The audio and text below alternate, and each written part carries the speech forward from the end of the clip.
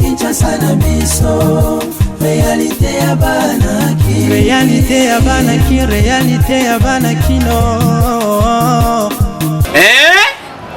Buyukite buguyoka kaka Kinshasa na biso kin eleki partout KNB Kinshasa na biso kin eleki partout Kinshasa eleki partout mikolo neza bino pardon Jima sala yolo raté ya on a bien gayo Jima mukende umela KNB kin eleki partout rien à dire toi na terre envié parce que kin eleki partout elosako liboso ambongo mosanto azate Céline Don Kardasha isongolo bisous bye bana kin ke bana jako zappé so kuta nango KNB Téléma qui chasse l'équipe partout Jimmy Mukendi umela KNB ko zappé te so kuta nango check ovandi. Abonnez-vous sur notre chaîne YouTube Kinshasa na biso. Bon week-end na bandinyo sa magazine Kinshasa na biso ezo continuer toujours ko informer bino mais ko pesa bino ba vraie réalité à Kinshasa.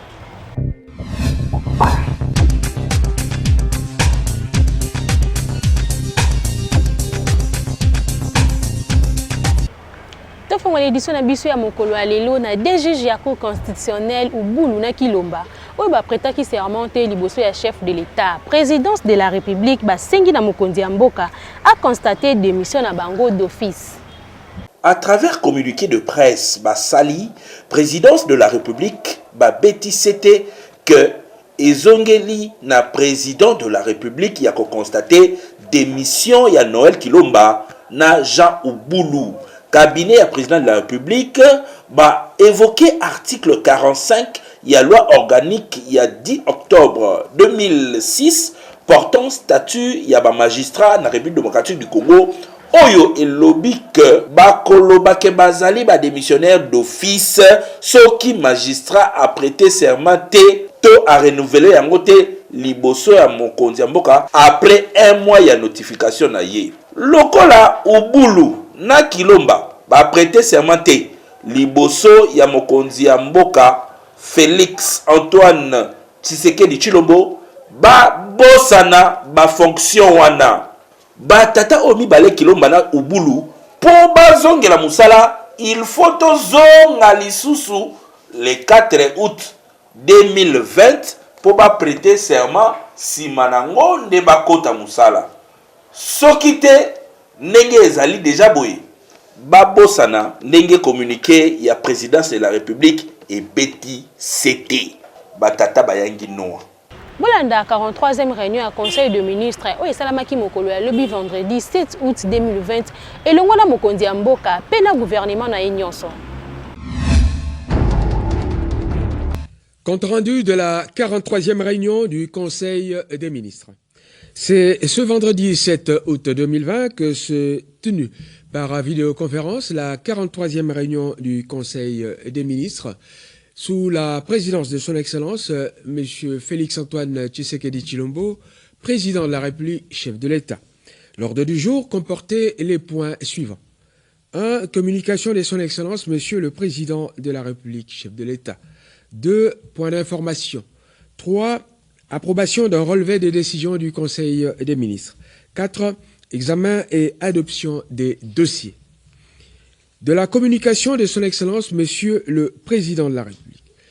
La communication du Président de la République a porté sur 5 points, à savoir 1. Doléance des sociétés pétrolières dans les zones sud et est. Il est revenu au chef de l'État que les sociétés pétrolières opérant dans les zones sud et est se plaignent de ce que certaines de leurs charges d'exploitation, frais et services n'auraient pas été intégrés dans la structure des prix qui, selon elles, ne reflètent donc pas la réalité. En effet, elles estiment que les écarts seraient importants entre la zone ouest et les 2 autres zones qui ne bénéficieraient donc pas de certaines compensations allouées aux opérateurs de la zone ouest, ce qui les justifierait à stopper tout approvisionnement. Pour éviter toute manipulation et instrumentalisation d'une telle revendication à des fins inavouées, le président de la République recommande le maintien du dialogue entre les acteurs en présence sous la conduite du ministre de l'économie nationale et celui des hydrocarbures afin d'arriver à trouver une solution idoine en tenant compte de tous les paramètres. À cet effet, il recevra le Premier ministre, le ministre d'État en charge des hydrocarbures, ainsi que Madame la ministre de l'économie nationale, ce lundi 10 août 2020, aux fins d'examiner avec eux les propositions constructives pour résoudre ce problème. 2 opportunités de la justice transitionnelle en faveur des victimes des crimes graves commis en République démocratique du Congo.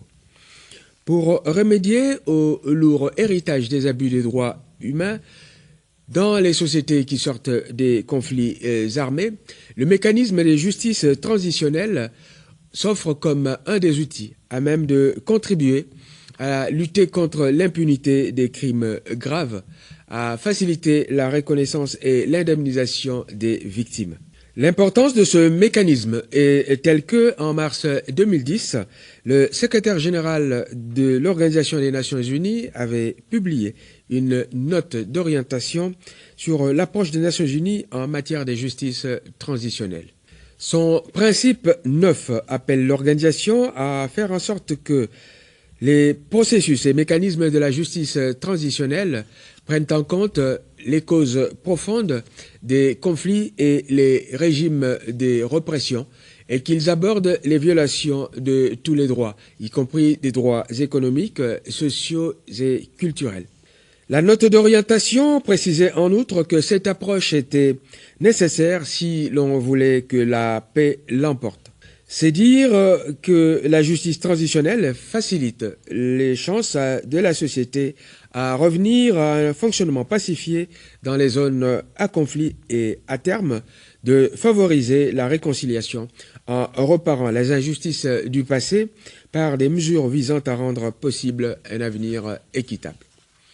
À ce jour, le président de la République constate que le dossier relatif à cette mesure de justice transitionnelle, qui a été soumis pourtant à l'analyse de 2 commissions interministérielles permanentes du gouvernement, à savoir celle chargée des lois et règlements et celle politique, sécurité et défense, n'a guère évolué. C'est ainsi qu'il demande au président des dites commissions de soumettre dans les meilleurs délais au Conseil des ministres le dit dossier pour examen et éventuelle adoption. 3. Échange avec le patronat et nécessité de finaliser le cadre de collaboration entre le gouvernement et la cellule climat des affaires. Banque centrale a pekisi na bakambiste batika ko afficher taux d'échange na tableau na bango. Pratique illégale paie et favoriser spéculation sur le marché. Invité dans le Conseil de ministres il y a le 7 août 2020, gouverneur de la Banque centrale, Deogracias Mutombo, a kendaki pour expliquer au gouvernement ndenge nini moins stabilité et utiko banda na makambu ya franc congolais pour mikolo yo to constater moi appréciation ya franc congolais face à des devises américaines. Gouverneur de la Banque centrale a expliqué dans le Conseil des ministres la stratégie oyo ba utilisaki ya liboso politique budgétaire stricte, c'est-à-dire application à dispositif ya gestion ya finance publique sur base ya caisse. Ya mibale politique monétaire, c'est-à-dire ponction ya liquidité via vente ya ba devise, permis ça tout politique ya change, paiement ya ba dépenses ya trésor en devise.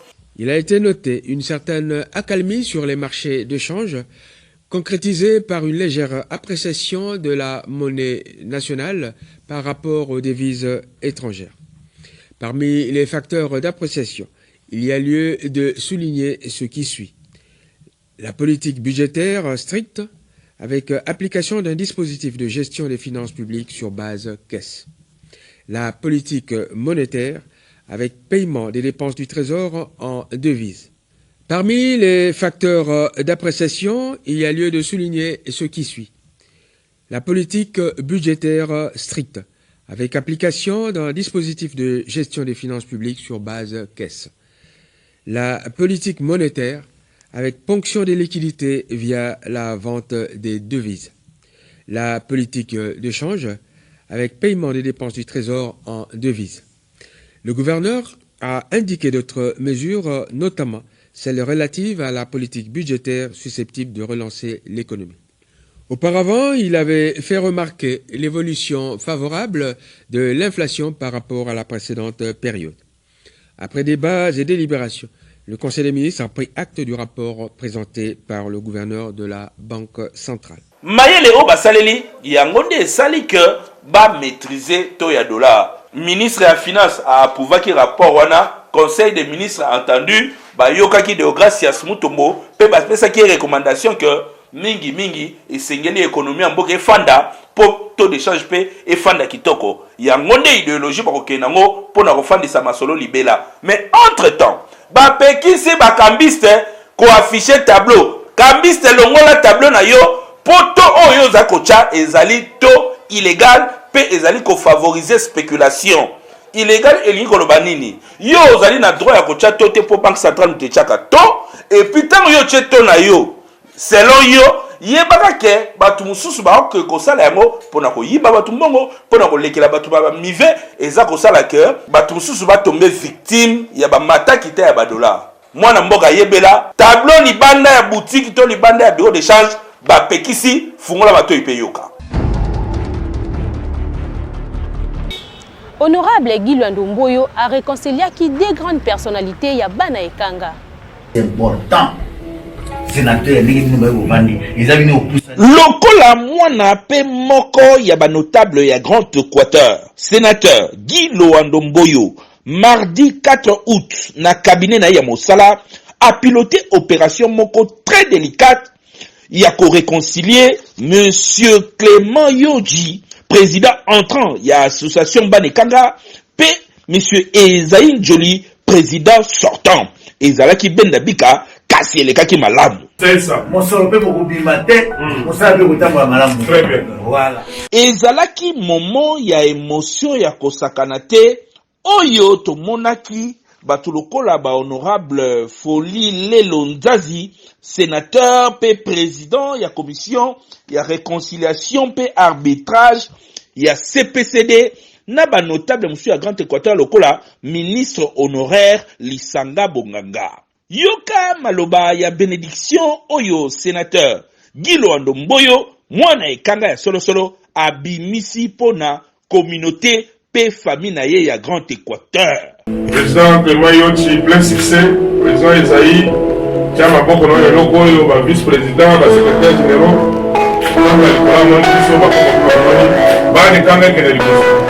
Merci.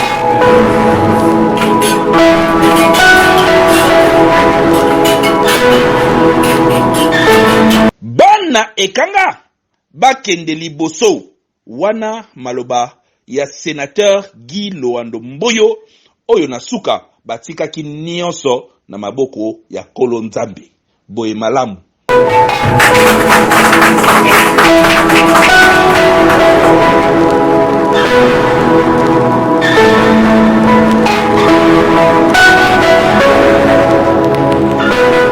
C'est important. Sénateur Lokola mwana pe moko ya ba notable ya Grand Équateur. Sénateur Guy Luandomboyo mardi 4 août na cabinet na ya Mosala a piloté opération moko très délicate. Il y a qu'au réconcilier Monsieur Clément Yodji, président entrant, il y a association Banekanga, P. Monsieur Ezaïn Joly, président sortant. Ezalaki Bendabika, Kassi le Kaki Malamu. C'est ça. Mon solo pe beaucoup bimate, mon sabe utamba malamu. Très bien. Voilà. Ezalaki moment ya émotion ya kosakanate, oyo to monaki, batulokola ba honorable Folie Lelo Nzazi, sénateur pe président ya commission ya réconciliation pe arbitrage ya CPCD na ba notable monsieur à Grand Équateur lokola ministre honoraire Lisanga Bonganga. Yoka maloba ya bénédiction oyo sénateur Gilo Andomboyo mwana ekanga ya solo abimisi pona communauté pe famille na ye ya Grand Équateur. Président Clément Yotchi, plein succès. Président Esaïe, tiens ma bonne le logo, le vice-président, le secrétaire général.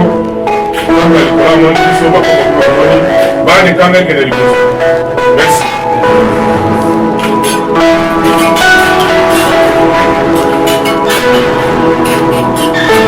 Bana ekanga bakende liboso wana maloba ya sénateur Guy Loando Mboyo oyo na suka batikaki nyonso na maboko ya Kolo Nzambe.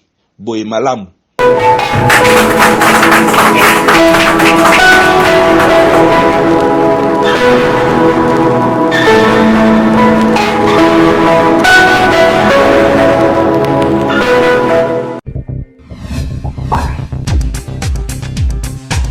Betesco na souci ya population pe mingi bana classe asali bango kaye ya o pe stylo Simba ezoteka ma partout pe natalo malamu.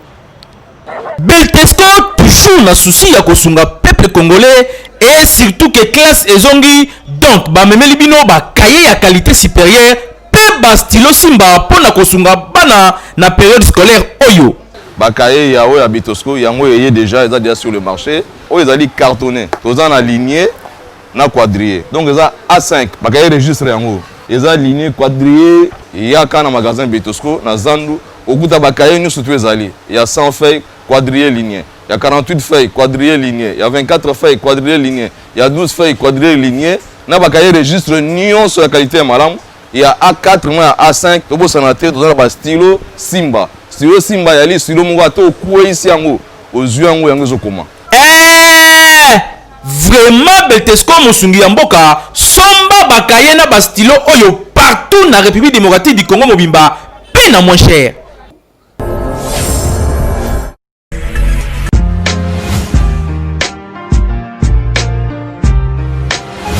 Entreprises, institutions publiques et privées, ONG, partis politiques, commerçants, sachez que la communication constitue le socle de l'émergence de vos activités, produits, services et marques. La communication ne s'improvise pas, mais les méthodes et les stratégies de la communication s'apprennent. La Mouture ASBL organise la session de formation spécialisée en communication des organisations en 2 mois. Premier niveau, communication 360 degrés, les relations publiques et relations presse. Deuxième niveau, marketing marchand, marketing politique, conception publicitaire et gestion d'agence conseil en communication.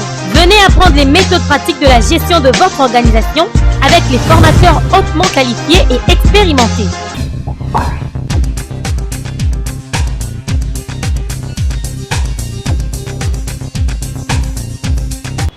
Coordonnateur ya magazine Kinshasa na biso Jimu Kenzi a dévoilé le programme ya Sika coaching na Lingala pendant encadrement ya jeunesse bolanda kango chaque jour na 21h juste na chaîne YouTube Jimu Kenzi le coach. Moi je suis là pour vous faire réussir, pour vous motiver à réussir et pour découvrir meilleure version et personnalité Nabino. C'est qui un coach? Un coach est un entraîneur. Un coach c'est quelqu'un qui s'occupe de ton image. Tout le vérité.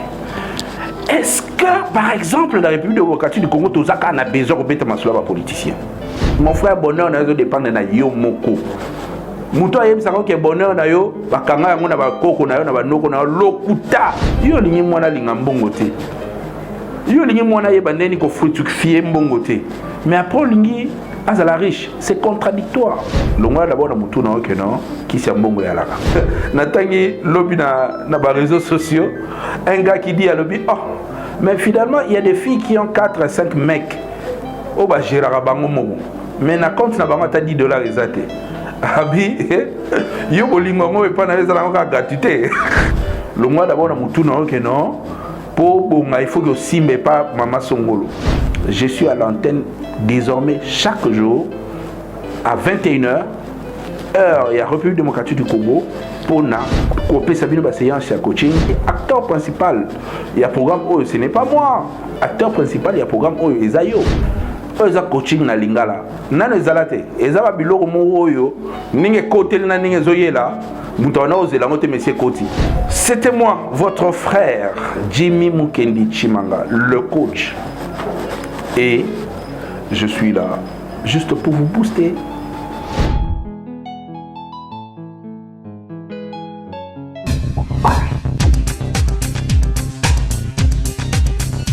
Tolingi toyeba entre mobali divorcé na vef okopona ovanda na nani yo mwasi. Reportage ya Hervé Zaka na Dorsiana Nzeba. Tokendeki kotuna ba mama ya Kinshasa entre mobali oyo akufela mwasi na mobali oyo akabwana na mwasi na ye. Moko aye kolinga yo. Nani oyo kosepela kofanda na ye malamu na libala? Nga préféré na vana ngana oyo akufela kabasi. Ke oyo a divorcaka. Po oyo a divorcaka toyebi ke comportement ne yenda za mabe. Po yenda zo kufi oyo zo kufela azana problème te parce que na yebi bizali nete. Mais oyo akufelaka. Soka balinga nazana na 19 ans ou bien 20 ans, na 25 ans, 26 ans na kufi bien 30 ans. Na sali perte. Po vi nanga ekomi course. Na kolinga te na bala mobali ya divorce. Ngai na préféré na vana na mobali ya kufela kabasi. A divorce pamba pamba yo moko talaka zo divorcer pamba pamba. Mais mobali ya kufeli mwasi akoyi kozwa pe mwasi na ye mususu abina vana na ngana ye talaka. Po o divorce soki lelo to boyena okende kotwa mususu mais mobali so akufeli mwasi mususu akoyi kozwa pe mwasi na ye abita vana na ye kaka. Mais ba o zo divorcer za mobali malamu te. Papa, mama, nyonso wana ekipaka te libala ezali kutana kaka na muto malamu. Muto azalaki malamu lobi lelo akoyi ko changer. Akoyi kozana pe divorcer akutana mutu musu ya kitoko asali vi malamu. Akoyi kozala pa kufela mwasi tango akutane na yo omoni ya minene. Nyonso senga Nzambe apesa yo mobali ya bongi na yo. Bongo nde ezalaka. Kinshasa eleki partout. Tolingi toyeba ba conséquences nini ekomaka soki papa azomela bakisi pamba pamba avant que abima na maman. Reportage ya Hervé Zaka na Dorsiana Nzeba. Ba jeune garçon ebele na Kinshasa bakoma na comportement liboso ya kosala rapport sexuel na mwasi il faut na noa banda komela bakisi. Tokutana kina Dr Gabriel boyo kandenge expliquer ki biso ba conséquences ya komela bakisi avant kosala rapport sexuel. Soki okina ba pharmacie bo mona ba dessiner coupe na nyoke lingi koloba kisi nyonso tomelaka ebomaka soki omeli yango na ndenge ya lokoso pe ya mabe. Kisi oyo ndeko uti kotunela motuna par exemple tozwi bakombo Davigra, tozwi Kifaro, eza bakisi oyo esalama mpona bolamu ya couple na rapport sexuel. Bolamu yango eza nini? Toyambaka mama koya papa monganga na ye pa na yo po ete papa soka kotika na nzoto nanga bomwasi aumelaka te abwaki mai me ngai natikalaka na posa. Alors papa koya lobi nakotaka na nzoto ya mama na umelaka te romona na bwaki me mama atikali na posa. Sika oyo bilenge mibali batata mususu bazwi yango lokola bosakani na bango kati na bosangani na papa na mama. Siko mbebe ye nini? Au fur et à mesure bango bazango lokola eloko ya kosakana. Ce qui a ligné ça par exemple rapport sexuel nyonso azui ameli mais azani malamu azora peta bien ya kobwaka mai kati na mama sepeli pas sepeli mais siko bango balingi eumelaka po ba nyokola ba mama tango bazoko zwa bakisi wana na bambano oyo ekokisa mite ba prostate nini ba prostate wana oyo ebatelaka biso mibali tato sangana na mama ete tout sopa mai na tango ekoki au fur et à mesure de kwa zoko zwa kisi wana ba prostate wana evimbaka soki ba prostate wana evimbi sima nango ekosala nini olie yo éjaculer na 30 minutes to na 5 minutes 10 minutes tango yo milikisi wana okende evimbisi prostate wana ekangi nzela o mai ebimelaka na lolenge nzambe asalela yango te donc osali yango na makasi ya kisi. Alors yango komwa mobali otelemi kati na mama po éjaculer okoki kozwa même 45 minutes bien 30 minutes oéjaculer. Pourquoi? Parce que oéjaculer tant que qui soit vimbisa qui misuniona ba prostate na mesilité na ba prostate yo okozala toujours na posa kati na maman ozoko nyokola maman parfois maman na suka ya rapport mona zoka kana kati na bango et puis tant osenge ba mi bala boyi misuniona tango evimbi lelo qui se soke si les kiti lobe vimbi qui se si les kiti lobe ne vimbi qui se si les et ko koma mukolo ete sokwe vimbi ne lengyo yo lukaka ya makasi po nyokola mama et kotika la kozonga lisusu te tango vimbi ndenge wana ememeli yo sikoyo mabe yango tobengaka adenome ya prostate. Boyoki ndenge Dr Gabriel a expliqué donc bandeko mibali botika komela bakisi pamba pona ko éviter un jour ba malade na nzoto pe pona ko éviter un jour okoma impuissant. Kinshasa et l'équipe partout. Bajani fi mingi lelo bakoma na ba système ya komelaka kisi pamba pona ko éviter zemi soki awuti ko bimana chéri na reportage ya Hervé Zaka na Dorsana Nzeba. Bana basi mingi lelo bakoma na habitude ya komelaka bakisi pamba sans que atuna nanu médecin okomona mwana mwasi ya koma na système soki kaka auti ko passer rapport sexuel il faut amela kisi pour éviter kozwa zemi tokutana kina docteur Alain Nitu ba conséquences nini ekomaka soki mwana mwasi azomela kisi pamba après rapport sexuel. Donc ba désavantage eza moi ebele ba désavantage eza vis-à-vis ya yo mutozo mela yango yo mwasi par rapport ya cycle na yo au bino boye bikeno période ya règle na yo soki aussi ces rapports sexuels aux kisi au meli kisi wana oyebite za kisi nini ba désavantage 1 et comme nzoto na yo okomona deux fois ba règle na yo oye kolanda après échanger moment nango na moment mususu là mususu faut à concevoir mais azo concevoir susu te et kotinda ile mususu à développer ba mususu ba zora ba obésité mususu a yebite place ni uteli or conséquence c'est ça ka ba kisi oya bande komela. Bandeko basi na bandi ke boyoki ndenge docteur Alain Nitu a expliqué comme la kisi pamba après rapport sexuel eza mabe makasi po ekoki pe ko compliqué yo lobi tango kozala na posa ya bana donc bandeko basi botika comme la kisi pamba sans accord ya médecin. Kinshasa et l'équipe partout. Bozala ki tellement ebele ya kolanda magazine Kinshasa na biso kasi comme na suka soki bosepela ki ne disa mokola lelo popesa merci l'équipe rédactionnelle mobimba KNB Hervé Zaka double poumon azala ki bongo na sima caméra héritier Luko jadala ki bongo na réalisation pe coordination ya Jimu Kenzi kaka ndenge to message ko yesa bino botika ka toujours côté pe branché na chaîne YouTube Kinshasa na biso Kinshasa yo et l'équipe partout.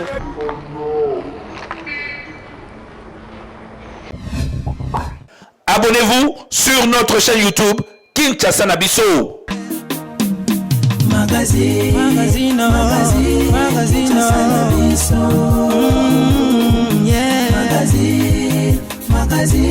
Kinshasa na biso. Réalité ya bana ki réalité ya bana kino.